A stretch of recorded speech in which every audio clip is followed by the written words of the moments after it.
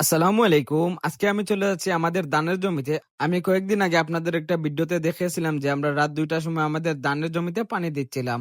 আলহামদুলিল্লাহ সেই ধানের জমিতে এখন ফলন চলে আসছে, ধানগুলো পেকে গেছে। আজকে সেই ধানগুলো কাটা হচ্ছে।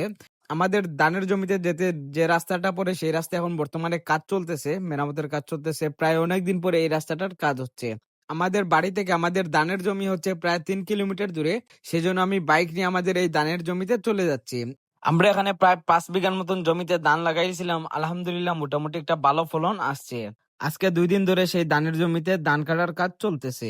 আমাদের এইদিকে প্রায় সব ধান কাটা শেষ হয়ে গেছে, এখন শুধু আমাদের ধান কাটার বাকি আছে, কারণ আমরা সব শেষে আমরা এই ধানগুলা লাগাইছিলাম। তো আমাদের এই জন্য ফলনটাও পরে আসতেছে। দেখেন প্রায় সব ধান কাটা শেষ হয়ে গেছে। এখানে এই যে লোকজন আস্তে আস্তে ধান কাটতেছে, ওনারা প্রায় ৭ থেকে ৮ জন লোক আছে যারা সবাই মিলে এখানে ধান কাটতেছে। ধান প্রায় কাটা শেষ হয়ে গেছে, এখনো আমি যাওয়ার পর দেখি যে সব ধান কাটা শেষ হয়ে গেছে, এখন একটুখানি বাকি আছে যা তারা এখন কাটতেছে। এখানে ধান লাগাইলে আমাদেরকে যে সমস্যা পড়তে হয়, জমিটা যেহেতু রাস্তার পাশে, এইদিকে প্রচুর পরিমাণে গরু আওয়া যাওয়া করে। এই গ্রামে প্রায় প্রত্যেকের বাড়িতেই সবার ঘরেই গরু আছে। যেহেতু এই জায়গাটা আমাদের বাড়ি থেকে প্রায় ৩ কিলোমিটার দূরে, সেজন্য এখানে আমাদেরকে প্রতিনিয়ত আসা হয় না। যেহেতু আমাদেরকে প্রতিদিন এখানে আসা হয় না, গরুগুলা নেমে এখানে ধান খেয়ে ফেলে। অনেক সময় দেখা যায় যে মানুষেরা এখান থেকে ধানও কেটে নিয়ে যায়। এখন আমাদের যেই কাজটা করতে হবে, এখান থেকে ধানগুলো আমাদেরকে একটা গাড়িতে করে বাড়িতে নিয়ে যেতে হবে, তারপরে সেখানে এই ধানগুলো মারা দিতে হবে।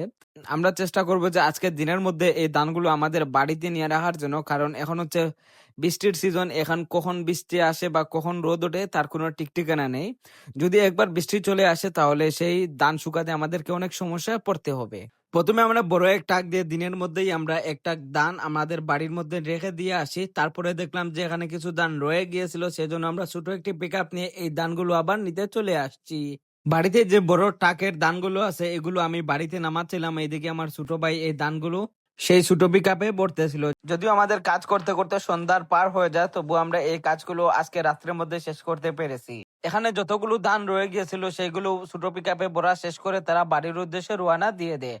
আর আমি বাড়িতে বড় ট্রাকের যে ধানগুলো আছে এগুলো নামাচ্ছিলাম আমাদের বাড়িতে। যদিও আমরা পরের দিন এই ধানগুলো মারা দিতে পারি নাই, কারণ পরের দিন প্রচন্ড বৃষ্টির কারণে এই ধানগুলো এভাবেই রেখে দিতে হয়েছিল আমাদেরকে। তো এই ছিল আজকের এই ভিডিও। আশা করি আপনারা সবাই ভালো আছেন। আসসালামু আলাইকুম।